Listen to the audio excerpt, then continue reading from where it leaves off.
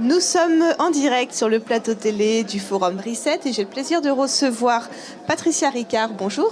Bonjour. Vous êtes la présidente de l'Institut océanographique Ricard. Vous êtes également au Conseil économique, social et environnemental. Rapidement, quelques mots sur l'Institut tout d'abord. L'Institut, c'est sur l'île des Ambiers dans le Var et on fête nos 50 ans l'année prochaine et c'est une équipe de scientifiques formidables qui, depuis un demi-siècle, essaye de comprendre comment diminuer l'impact des activités humaines sur le littoral.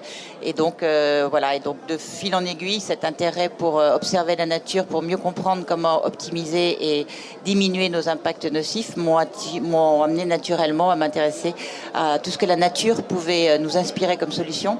Et donc, j'ai découvert le biomimétisme il y a une dizaine d'années et là, le Conseil économique, social et environnemental m'a nommé rapporteur d'une étude sur le biomimétisme, qui est un mouvement qui prend pas mal d'ampleur sur la planète et qui consiste à innover durablement en s'inspirant de l'intelligence de la nature. Voilà, c'est-à-dire qu'on va sortir d'une époque où on utilisait la nature comme ressource, mais à grand renfort d'émissions et de déchets et de pollution. Et en revanche, on peut faire beaucoup mieux, en polluant beaucoup moins et en utilisant l'intelligence de la nature. Alors, donnez-nous rapidement quelques exemples concrets qu'on comprenne vraiment comment on peut s'inspirer de la nature. Alors, pour trois produire exemples. Alors, différemment. le biomimétisme aujourd'hui est divisé en trois sources d'inspiration. La première, c'est les formes. Vous avez tous vu récemment les ailes des avions qui rebiquent. Hein. Avant, les avions, les ailes étaient plates. Maintenant, elles rebiquent. Et en fait, c'est l'inspiration des ailes de l'aigle des steppes qui permet à l'avion de stabiliser son vol et de diminuer considérablement. Je crois qu'on est entre 15 et 20% sa consommation d'énergie. Il suffisait juste de changer le design des ailes. Ça va être l'inspiration par la forme. Également le train à grande vitesse japonais qui a le nez du martin pêcheur, ce qui évite les vibrations quand il rentre dans les tunnels et qui également, comme ça augmente ça optimise son taux de pénétration dans l'air, ça diminue sa consommation. Ensuite, on peut s'inspirer des méthodes. C'est-à-dire que la nature a mis au point des stratagèmes très intelligents pour tout simplement optimiser la ressource, l'énergie, l'eau. Voilà. Et si on prend par exemple l'exemple des termites, les termites vivent dans des grandes termitières. Tout le monde connaît la forme d'une termitière. Ce qu'on ne sait pas en revanche, c'est que dessous, il y a des galeries parce que les termites vivent dans des endroits où il fait très froid la nuit et très chaud la journée et elles sont condamnées à maintenir une température entre 21 et 23 degrés à l'intérieur de leur termitière pour nourrir des champignons dont elles se nourrissent. Et donc, elles ont inventé l'air conditionné, c'est-à-dire qu'elles font circuler l'air chaud de la journée pour réchauffer la nuit et elles récupèrent l'air froid du soir pour voilà, donc elles ont inventé la circularité de l'air et voilà. Donc, il y a un architecte entomologiste qui s'est inspiré de la façon de construire des termites et qui a créé un bâtiment qui aujourd'hui a baissé de 95% sa facture d'énergie thermique. Voilà, donc ça c'est une des idées. Et ensuite là, et c'est peut-être là ce qui rejoint le plus ce qui se passe à Reset aujourd'hui, c'est s'inspirer des écosystèmes. Si vous prenez une forêt, par exemple, dans une forêt, il y a une grande diversité. Il n'y a pas deux arbres pareils. Enfin, je parle d'une vraie forêt, pas un champ d'arbres planté par un exploitant. Donc, si vous prenez une forêt, il y a beaucoup de différences. Chaque individu, chaque espèce a sa part de lumière. Et surtout, il n'y a pas de déchets, il n'y a pas de chômage, il n'y a pas de poubelle. Et surtout, chaque espèce, le plus grand des arbres, a besoin du plus petit des champignons pour vivre. Donc, on est dans une société idéale, solidaire, où la diversité est non seulement favorisée, mais favorise l'ensemble du système. Ensuite, vous avez un financier qui s'est inspiré de la prairie sauvage pour montrer que la nature ne maximise pas. La nature optimise.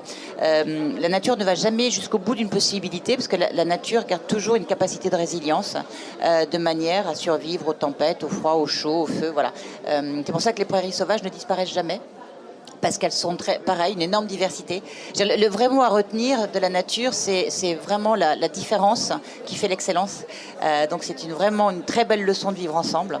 Et voilà. Donc, il y a beaucoup Alors de choses les exemples que vous nous donnez sont naturellement évidents et pleins de bon sens, mais comment un chef d'entreprise dans son entreprise va pouvoir se dire tiens, je vais aller observer les fourmis pour voir comment moi dans mon entreprise comment ça fonctionne. Alors il y a une entreprise redescendre au niveau de l'entreprise. Il y a une entreprise formidable qui s'appelle Interface.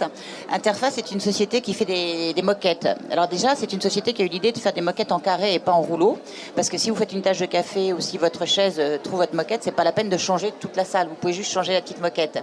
Après, ils se sont inspirés en voyant les feuilles mortes par terre dans une forêt. C'est toujours joli, hein. et elles sont tombées de façon aléatoire, les feuilles mortes. Donc l'idée, c'était de se dire, on va arrêter de mettre les carreaux de moquette, le rouge, le bleu, le vert, et de les poser comme ça de façon aléatoire. Et du coup, c'est devenu un style. Et maintenant, vous voyez ça presque partout.